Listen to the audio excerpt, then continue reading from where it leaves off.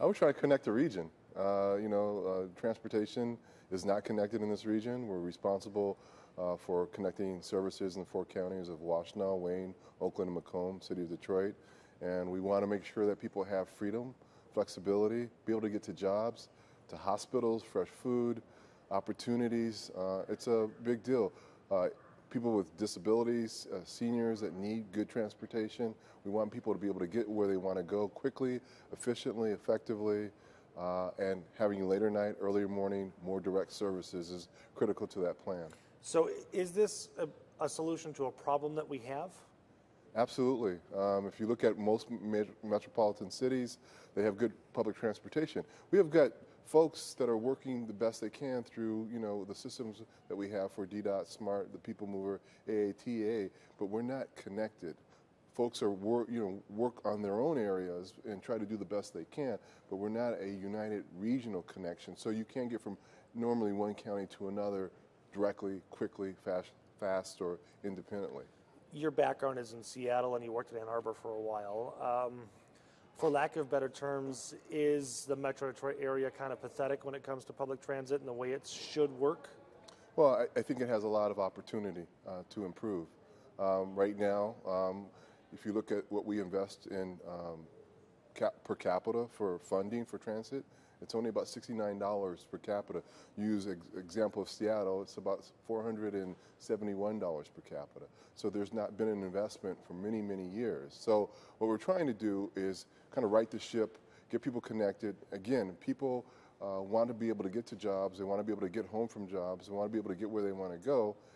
You can attract more businesses. People tend to want to stick around when there's good transportation. You got millennials on one end of the spectrum. They don't want a car. They want the insurance. They want to have freedom of mobility. You've got elderly and disabled and the others that want to have that independence and be able to age in place. So we have a kind of two bookends and then everything else in the middle. And in order for us to be thriving, there's a lot of development happening, but transportation needs to be improved in this region.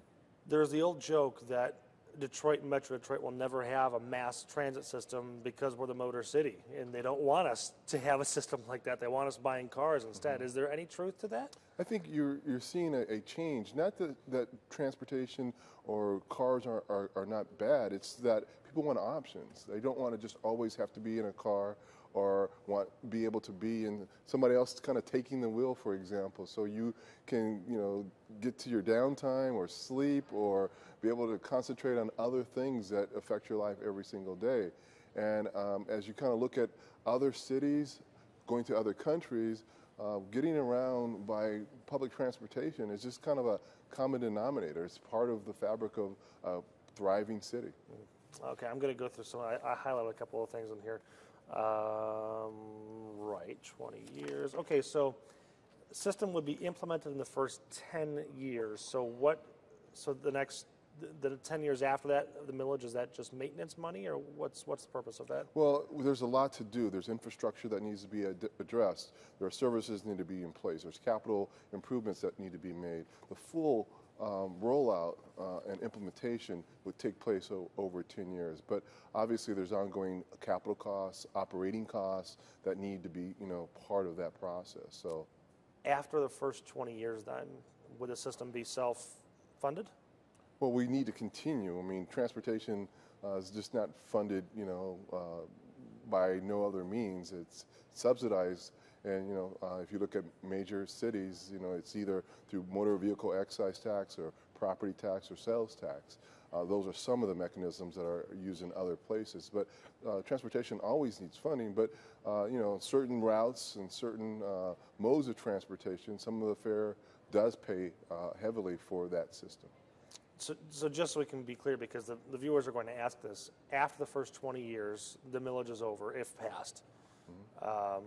Well, there will need to be a renewal of that. So there'll be a renewal, is that what? Yeah, I don't want to go too far in the future, but typically you renew a millage to continue, or you want to add to it. You might want to add more services depending on what is part and parcel of that time. Okay, that's what I was trying to get. Okay. So looking at the master plan, there are so many different pieces. You've got county connectors and express lines and airport shuttles and all these different things.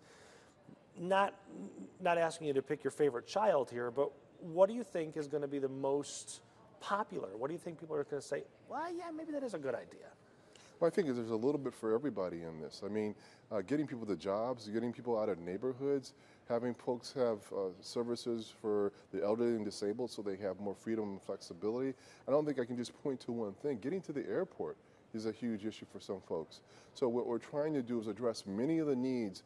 When we put this plan together, we were out for about 15 months hearing what people had to say, talking to the community, talking to the providers, doing market research, understanding what the needs are right now, what the emerging needs will be in the future, to help us really pinpoint where we need to make sure the service is really working well and where we can improve on even more. And right now, we have, each system has their own fare mechanism, and it's not coordinated. We want to have you have one instrument, whether it's a universal fare card or a phone or an app or some way that makes it convenient for you to navigate services between the 4 different providers. So it can be in a form of a fare card. It might have multiple forms that can be used. Maybe it's a tap card that you just tap and it registers. There will be ticket vending machines where you can get your fare stuff ahead of time before you get on. So we're looking at different technologies that make us more modern, that make the service more convenient to help people better navigate. So there's going to be a variety, but one way in which you can get around between systems, because it's really going to be integrated. It's about seamlessness between carriers and getting you where you want to go. So, and I think I know the answer to this, but we are talking improving existing services with the locals and then adding new, so we'll have new buses, new lanes, things like that? Mm-hmm. This is an integrated process. So the backdrop of this is the existing system. We're adding to it better routes, more efficiencies, more direct service, longer services that get you where you want to go quickly so you're not having to transfer, more later night, earlier morning, because the people don't always work 9 to 5. So we want to be able to deal with that. So really, again, going back to all that market research and data helped us kind of put this together in a cohesive manner that connects the counties together and provides various options. There's commuter express services that run during the peak hours to get people to the jobs, you know, so that kind of service is there. There's the airport service, those cross-county connectors going east and west to get you to your destination of work and home, running later or earlier in the morning, and weekends is a huge issue. People don't have good direct service. There's only 6 hours a day in this region where we have direct service between the suburbs and the city. So providing these type of options, along with capital infrastructure, along with fare cards, real wayfinding, better security, all the things that make good transportation effective and work. How does M1 play into this? M1 is a catalyst. They are going to be operational actually moving forward, I think, in the spring of 17. We will actually take that service on in 2024. So that'll be just kind of another part of the connectivity in the region. But that effort just shows what we can get done here in Southeast Michigan. Okay, so I think the biggest thing that people, if this goes through, will physically see are the express lanes, the new buses, new bus lanes. Can you explain what all that would look like? Yeah, and one thing, there's a service I didn't highlight, and it's a really important one, is Bus Rapid Transit on Gratiot, Woodward, and Michigan corridors. These are buses that run probably about every 10 minutes in the peak, every 15 minutes in regular. They run, you know, probably about 20 hours a day. This is express services stopping between a mile and a mile and a half between stops. You get your fare ahead of time, you have dedicated lanes, and you basically have signal prioritization, so that light basically stays green for you. We want to be able to get people to their destinations rapidly. So that's one premium service that we're looking to move forward on for those 3 corridors, actually Washtenaw, BRT, Michigan Avenue, Gratiot, and Woodward. Right. Signal priority, how does that work? The bus basically runs afoul of a sensor, and the sensor makes sure that that light stays green so that bus can continue to go. So the traffic signal knows the bus is coming? Absolutely. There's a connection, there's registering of some mechanism on the bus that speaks actually to the signal that allows the bus to continue to move forward. For example, the line from Pontiac downtown, how long would it take? Well, it'll rival the car. I guess depending on the time of day, but the dedicated lane, we're estimating about, I think, about 40 to 50 minutes. Maybe longer during the peaks, just depending. But having a dedicated lane for the most part will allow us to move quicker. I think one of the things that we need to stress is that we want to rival the time it would take you to get in your car and drive. So that incentivizes people to want to park, get on there, and not have the hassle of potentially parking somewhere. So the models that we've run are really similar to the driving time. The bus lanes, would they be similar to an HOV lane where you can use it during certain times? Yeah, there'll be dedicated, clearly marked lanes. Now, not every part of the stretch will be, dedicated. There might be some mixed use, but for the most part, they'll be clearly dedicated for this type of service. Gotcha. Okay. You still good, Matt? Yeah. Okay. The Airport Express. Mm-hmm. Any stops, or is that point to point? Well, there might be a few stops. I can speak a little bit about this because I started in Ann Arbor, and basically it's maybe 2 stops, getting you to your destination quickly, kind of a luxury type bus, having a place to put luggage underneath, Wi-Fi, bathroom on the bus, high back seats, reading lights, those kind of things, running about every hour. Depending on how we configure it here. But having parking at a relatively low rate is one of the models that we're looking at, maybe $2 a day. That's the model in Ann Arbor that I started. And being able to have the incentive to leave your car there, but to get to where you want to go very quickly, and that's the kind of service that we're looking at. Would there be security where you park your vehicle? There could be, depending on what we locate. Okay. Once we look through for Wayne, Oakland, Macomb, we're going to be looking at designated sites that could help with that opportunity, but we want to make sure that we can provide that level of service similar to the model that was started in Ann Arbor. I know there's so many things to be determined yet, but can you give us a ballpark on what the Airport Express might cost us? Well, the way we're looking at it, this is a private-public partnership, and that's the model in Ann Arbor. I can say that when it first started, there was a substantial investment, but over the 4 years, I think that service is basically breaking even, doing well, and we would see probably those kind of returns in this market as well. Gotcha. But I mean, any idea? If I were going to hop on it, on Hall Road. The cost? I mean? The cost. Oh, I'm sorry. The cost right now, the model is $12 to get on, $15 if you walk up. So that's the model that's being used in Ann Arbor. I think there would be some similarity to the others. And getting you where you want to go, if you do something in advance, you might get a little bit more discount. Like buying it online or something like that? Yeah, you buy it online, you can go register and basically book your reservation and your parking and the model in Ann Arbor and be able to get on and have a return trip as well. And select the time you're leaving and what airline or what terminal you're leaving out of. Excellent. You are well aware that this is going to be a tough sell to Metro Detroit. What about this rollout or this master plan do you think is going to make people say, okay, let's give it a shot? I think you mean clear about what this can do, the return on investment, how this helps your community, how this helps you even if you don't use the service. Those kind of things are very important. We have done a lot of outreach and engagement, and people are very intrigued by wanting to have better transportation. Employers can't get employees to jobs. That's a big deal. So a lot of the employers say, do you have a viable car? Do you have viable transportation? If you don't, then you're not going to be eligible to get this job. I think we have different appeals on different levels.